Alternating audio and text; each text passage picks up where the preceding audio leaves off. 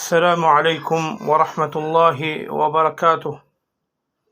بسم اللہ الرحمن الرحیم۔ آج کی حدیث مبارکہ،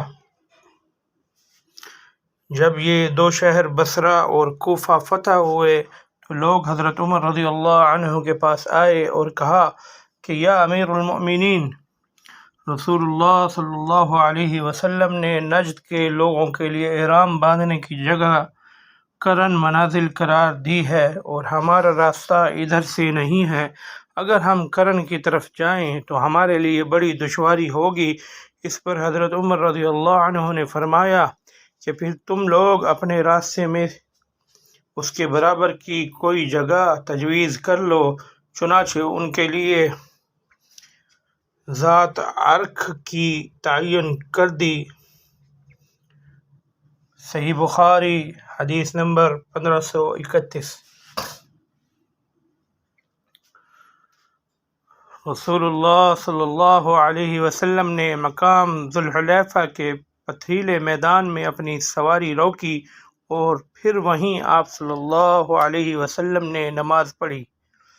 عبداللہ بن عمر رضی اللہ عنہما بھی ایسا ہی کیا کرتے تھے۔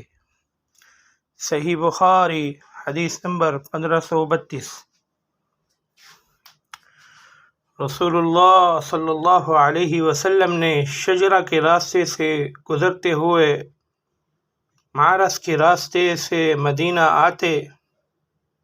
نبی کریم صلی اللہ علیہ وسلم جب مکہ جاتے تو شجرہ کی مسجد میں نماز پڑھتے، لیکن واپسی میں ذوالحلیفہ کے نشیب میں نماز پڑھتے۔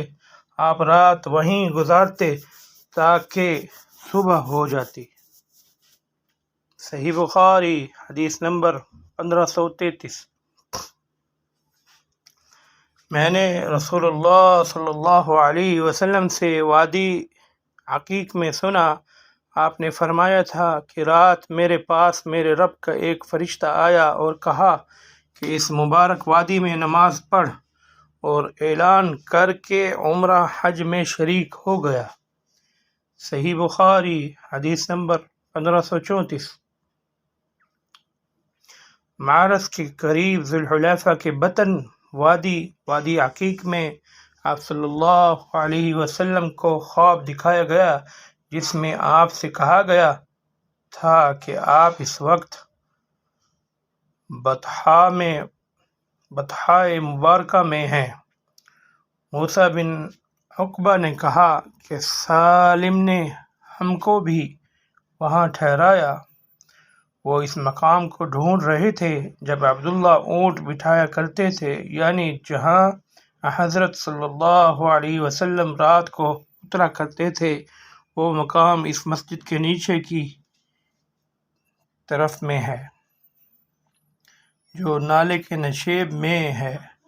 اترنے والوں اور راستے کے بیچوں بیچ وادی عقیق مدینہ سے 4 میل بقیع کی جانب ہے۔